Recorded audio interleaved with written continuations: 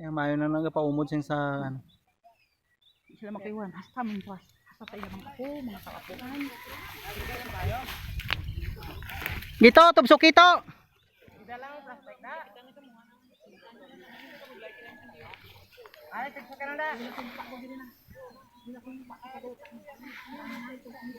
Na, ra.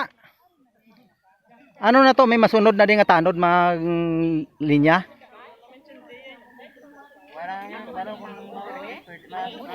Di kaya hindi man kami pwede magtubsok na kay base magsiling naman sa nga hindi naman amo na ang tubsukan ko, sala naman.